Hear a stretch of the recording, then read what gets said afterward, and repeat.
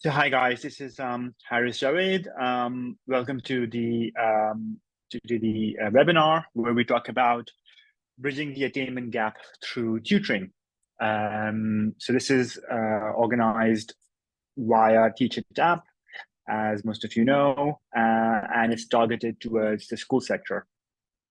This is the plan of the talk. So this event is recorded. So if you want to view it afterwards, it will be circulated via the links that we have shared earlier. So the plan of the whole event is here, as you can see on the screen. Can everybody hear me? If you can just sort of wave and tell me you can hear me. Right. I guess that's everybody can hear me. So I'll proceed with this. Yes, Haris, we can all hear you. Right. So the schedule of the talk, this is not going to be more than 35 minutes, and we'll do a Q&A at the end. So the plan is I'll introduce myself first, and then we'll talk about what is the definition of the attainment gap. What do we mean by that? And then what has caused this? So what are the sort of main reasons that have led to this attainment gap? And then we'll cover the role tutoring has played and continues to play, and what we foresee it will play in the near future. And then we'll also talk about sort of where we stand with the change in politics. And at the end, I'll talk about our lessons on how, through our experience, we have contributed towards sort of closing this attainment gap, what worked, what hasn't worked, and then we'll move to the Q&A. So I'm Haris Jawaid. I have been a tutor for many years, more than 15 years now. In 2022, I've been tutoring for a while, but in 2022, especially when the pandemic hit and the attainment gap was sort of, given a huge shock, that's when I founded Eximus Education, and the idea was to help the low income, the underprivileged, and the sectors of our society which are deprived of tutoring, who actually need the most, but on most occasions are unable to afford it. So Eximus Education has been going strong. Unlike 400 other tutoring companies, the customer for Eximus Education happens to be the masses in England and Wales, rather than the private school, independent school sector. Right, so let's start. So what is the attainment gap? So just 1 second, I'm just going to do some logistics. Hold on 1 second. Right, so what is the attainment gap? So the word attainment obviously means to achieve something at the level of understanding and education that a child is supposed to have received as he progresses in age. The gap has always been there, but it was gradually decreasing since 2010. And what I mean by this gap is captured mostly in reading and writing at the early stages. And the later stages, one can capture this gap via the grades that they receive. And this is GCSE A levels. So the reading and writing scores are captured through the various tests that we have, which, if I'm not mistaken, is also captured in the Ofsted reports. That's what we mean by the attainment, right? Now, a gap is when the haves and the have-nots, so the schools in the high-income regions versus in the deprived regions, tend to have differences in their academic sort of standings of their students. That's what we mean by the gap. Right now, this gap in reported metrics has gradually been decreasing since 2010, luckily. But what happened was in 2020, when the pandemic hit, 10 years of progress was wiped out, right? And we'll cover the reasons what led to this. And so this conversation about the attainment gap started to become mainstream because it was something that, as a society, we were working towards, given 93% of our schooling sector being state managed, state funded. It gives a whole big room for the government to step in and to do various things. If it was a whole private education system, then perhaps that's where the room for maneuverability is less. So we were progressing in the right direction, such that the have and the have-not, a child who's born in a low-income family doesn't suffer through just being by chance born in low income. There's nothing that he or she has done to deserve that, right? So why would he or she have less in attainment than somebody who's been born in a high income family, right? So what did the pandemic do that led to it? Now, it wasn't just a pandemic that caused this. There are various home and school factors responsible as well, and a big factor that was there was the cost of living crisis. This was triggered from the Ukraine war that led to rise in gas and fuel cost, right? And so, for example, in 2022, 56% of children, of head teachers reported that children would come to school hungry, right? This is the extent of the attainment gap we're talking about. We're not just talking about, academic level and sort of academic achievements. We're talking about people coming to school hungry, right? So this is where the school would have to step in and use the funds to arrange breakfast, right? Now, a child who comes hungry, this is the last thing in their mind that they've done their homework on. If they haven't had breakfast, and that's a huge problem, not only for the family, but for the child, as well as the school and society in general. So this is what has happened. This is where we stood 2 years ago. Now, what has led to this, right? So what are the sort of the main factors that have contributed towards this issue? A big one is school funding, right? So we've had various budget cuts that has not helped in closing the attainment gap. The other one is uneven access to quality teaching. Now, what happens is areas which are sort of low income, it sort of tends to attract not the best quality of teachers that are available, right? As humans, we want to live in better societies, sort of in better communities, in high income areas, just for various factors, crime being one of them. And so it's become sort of a vicious cycle where a school which happens to be in a deprived area tends to find it difficult to attract good quality teaching as well. And that sort of contributes towards the students falling behind. We also have the school absence. Now, again, this is something which the cause and the effect is sort of combined, where a deprived area is more likely to have community issues, in terms of crime, in terms of bad parenting, for example, and the fact that the children don't have access to sort of good, healthy activities. And this results in disciplinary issues, and as a result, sometimes school absences as well, which then means that the students are deprived or even receiving the education. And finally, as reported by the Sutton Trust, inequalities in access to private tuition. That has been a factor that's been officially reported, especially since the NTP was introduced.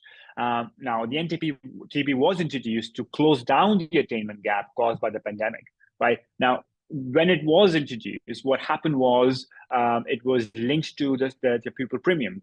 And that's where perhaps one can argue, I don't have research, but I'm just hypothesizing that, again, a low-income community would perhaps find it more difficult to not only have the funding outside the NTP to use to fund private tuition, but also to attract the private tutors to come to the schools and private tutoring players. You see, most of the private tuition that's done in this country happens to be, catered for the rich, right? And I say this because, as a member of an association, as a rough number, out of 400 tutoring companies, majority of the one from my own research I found was catering for the independent sector.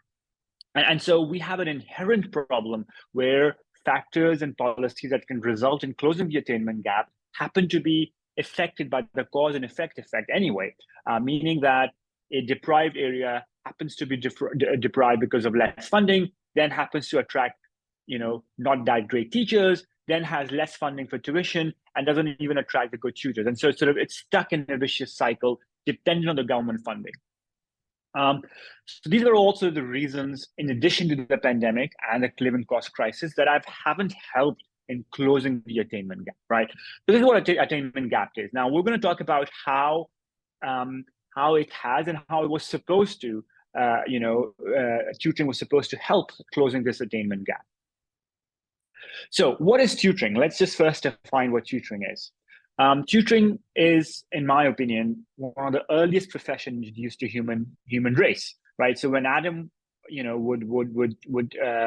would teach his child or would help his child, guide his child, that was tutoring is. So if his child didn't go to proper school, there was no school, right? So it was parent-led guidance on how to live, etc., right? So that's what tutoring is. So tutoring is somebody giving instruction, mostly in a one-to-one setting, about a topic or a subject that they know of.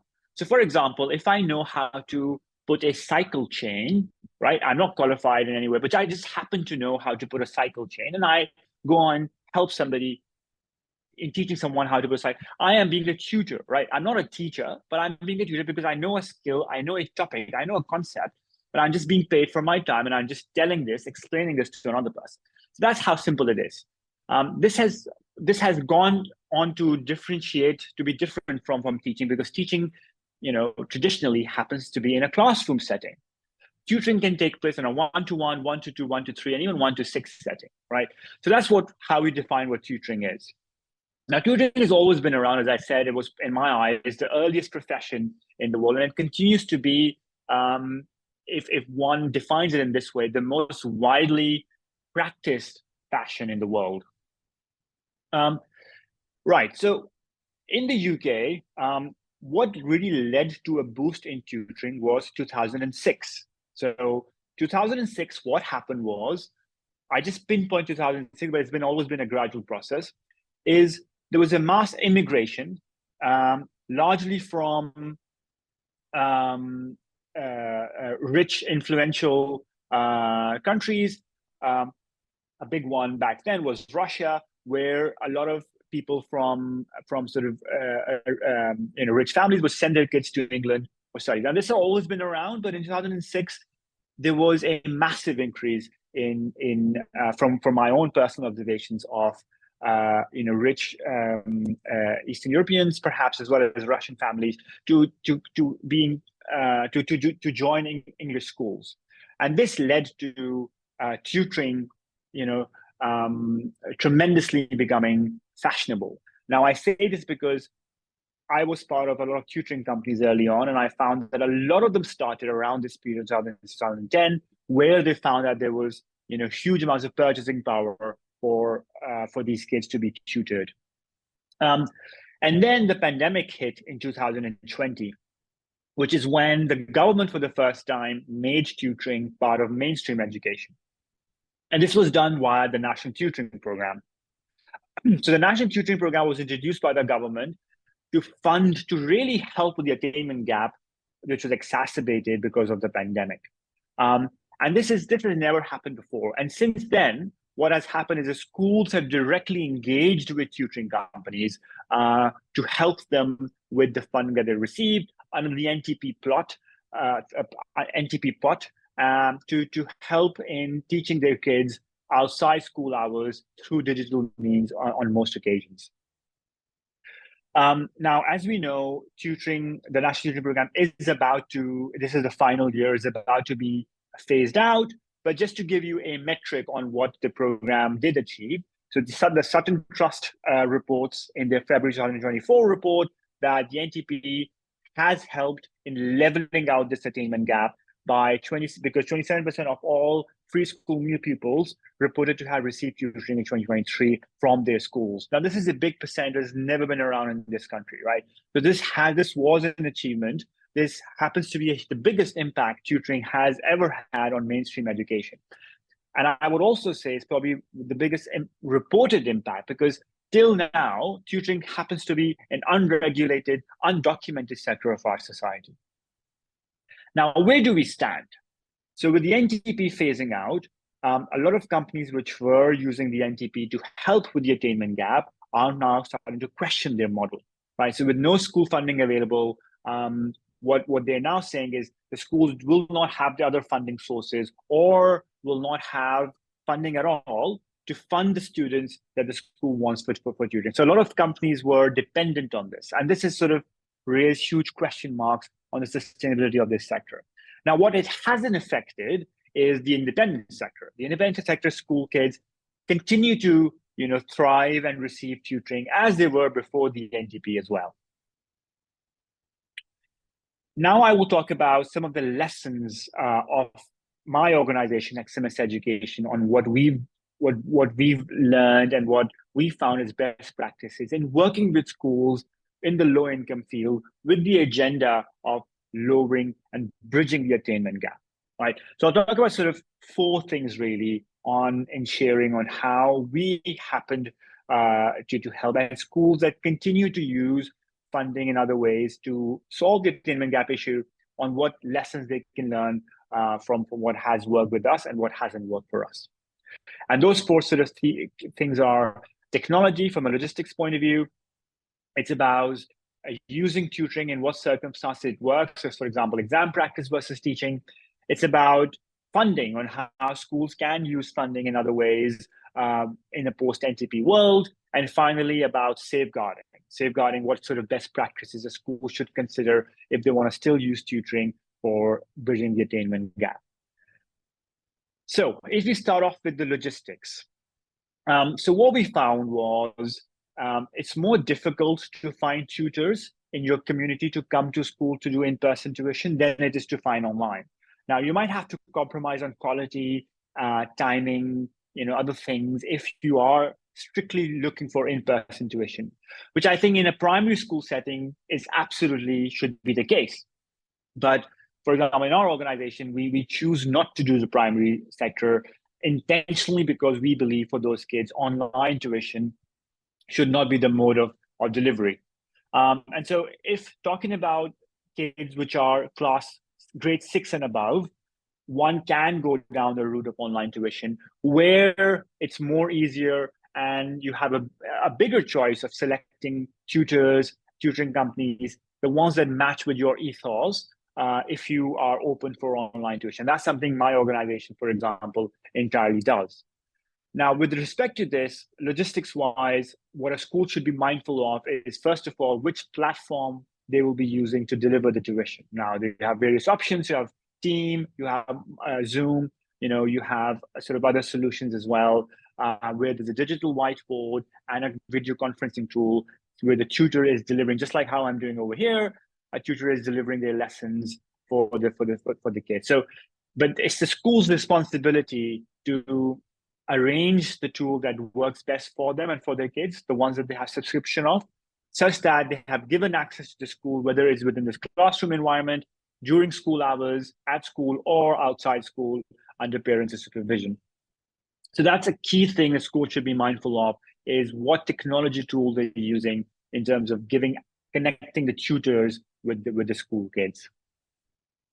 The second thing is the use of tutoring. So in what circumstances one needs to apply tutoring. So here, what we've learned is tutoring should not and never be used as a substitute to teaching, right? So what we don't want is your school kids, to be thinking that my tutor will cover this outside school hours and I don't have to pay attention in classroom.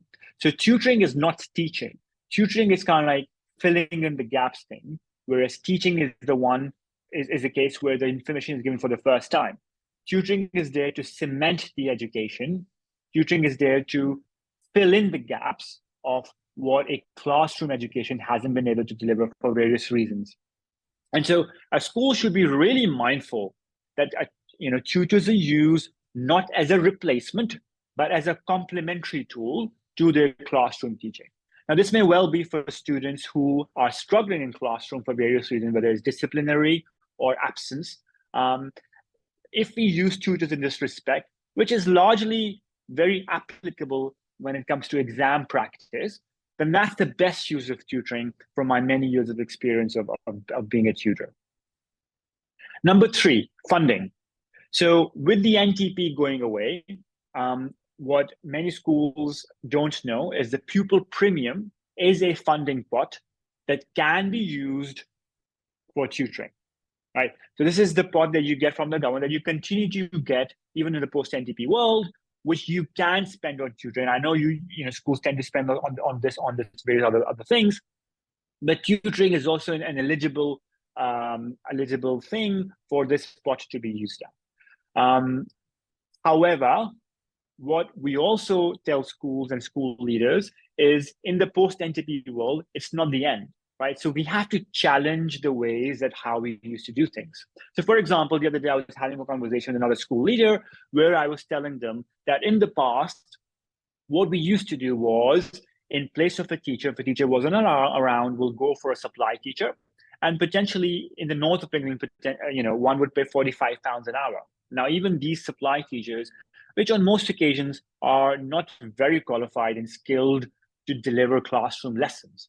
But even if you get them for £45 an hour, what tends to happen is you have them there in place of a teacher. But instead, what I propose is, if you go down the online tuition route, we don't have to have supply teachers for all classrooms. Maybe we can have one supply teacher, and perhaps in 3 other classrooms, that supply teacher is responsible from a logistics point of view to ensure that there's a tutoring lesson, for example, that's taking place in the 3 classrooms, and the supply teacher is just responsible for logistics point of view, that the lessons are going well, the technology is working, the students are in their classroom receiving the tuition.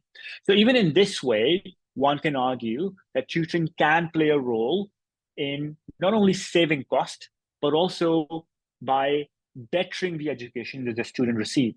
Because the tutor, especially in an exam scenario, is trained to deliver for a crash exam course style education, whereas a supply teacher might not, right? So schools that struggle to retain teachers can still use tutoring during the classroom, the school hours, whereby the lessons take place in a classroom. Now, this is actually more affordable. Now, think about having 3 supply teachers and paying them £45 an hour, whereas you now have a tutor. So, for example, our tutoring company, tends to charge 60% lower rates than the market average. So, even from an affordability point of view, it's still more economical to use tutors in a school hours time in place of supply teachers, which you'll struggle to find anyway. So this is a conversation where one can use through technology, can still deliver education in a better way, even in the post-NTP world.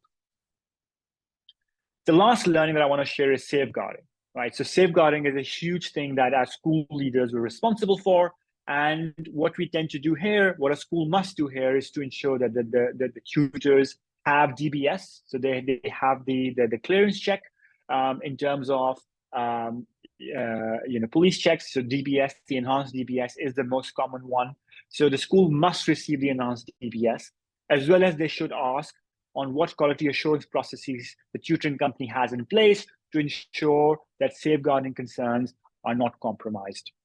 But enhanced DBS should be a must requirement. Now, in the Tutors Association, which is an association, the only tutoring body where tutoring companies in England and Wales are members of, it's a requirement to even join the association, right? So that's a key concern as to schools should be mindful of. Additionally, recording a lesson is a very good practice.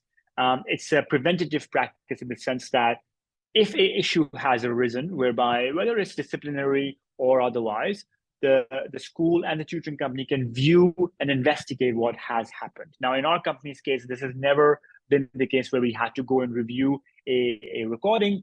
But what we have learned is if a lesson is being recorded, which is delivered in a sort of a group environment, then the tutor himself, him or herself, is also mindful of being the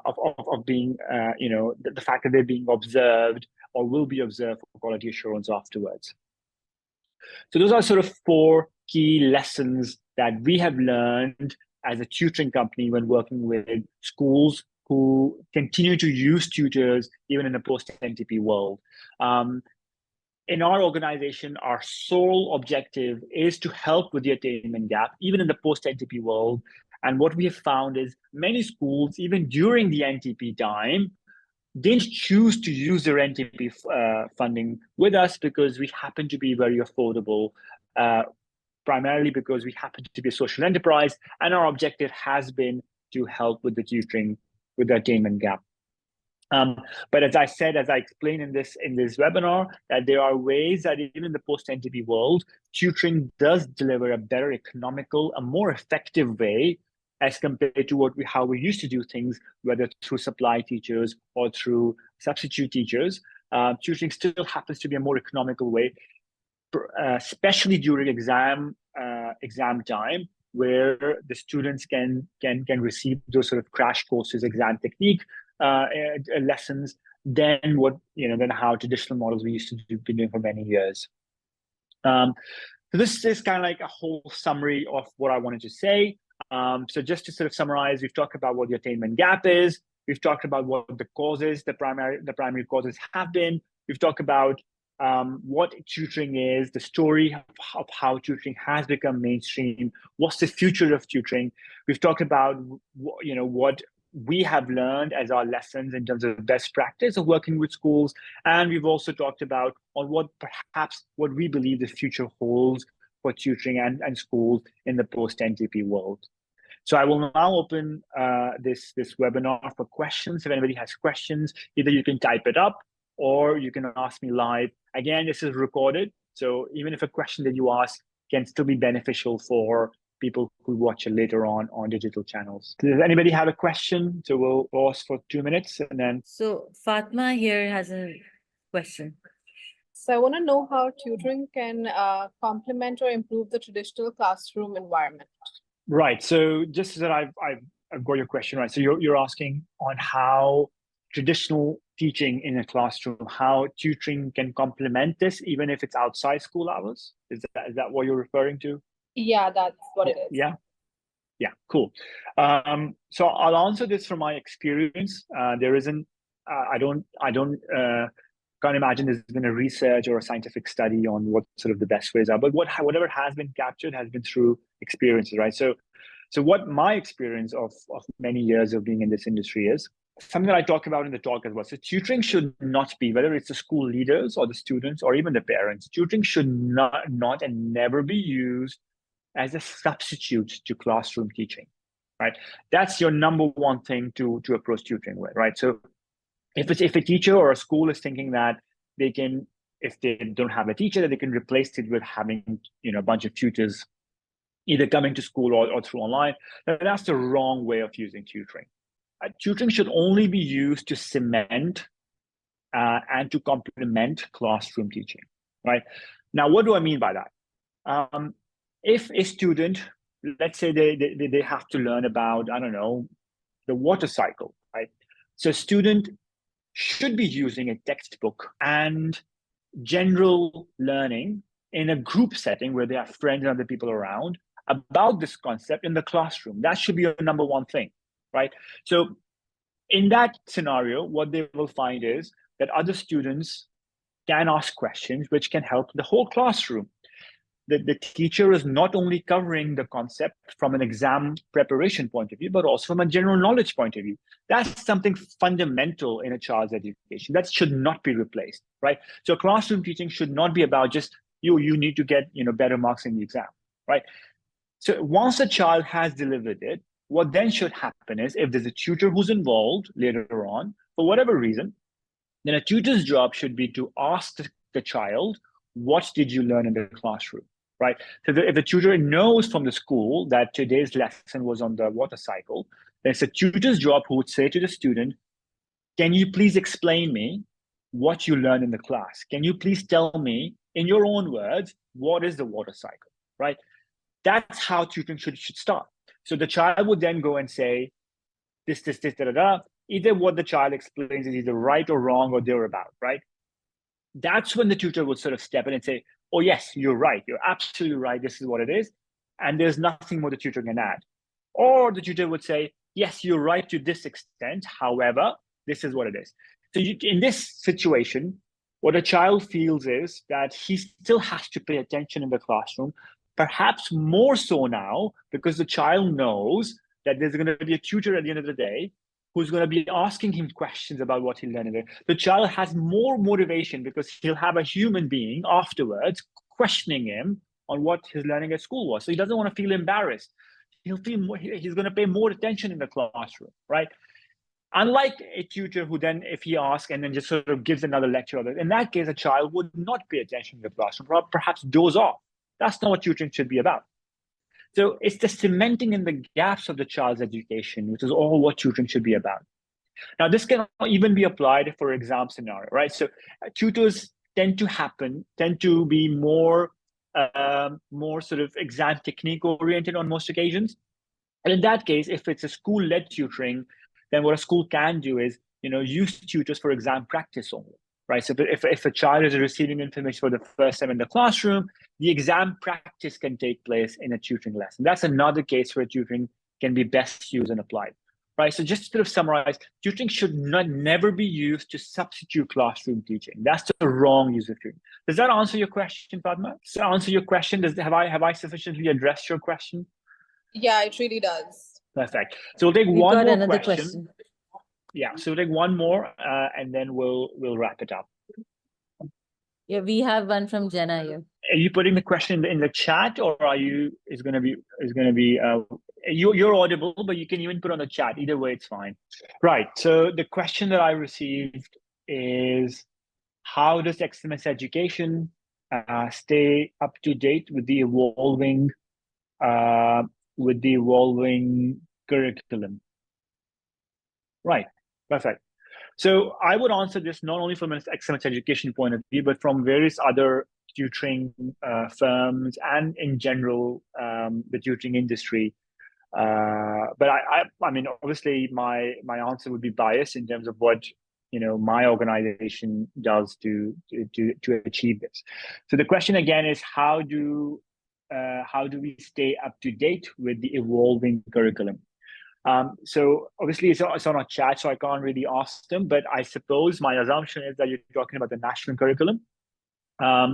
Because while GCSE and A-levels is influenced by the national curriculum, the university tutoring is not, right? So university tutoring, there's no national curriculum in the university tutoring, it's just university to university. The same module is going to be having different reading lists from one university to another. Even the same module at a university is going to have a different reading list from year to year or from semester to semester, right?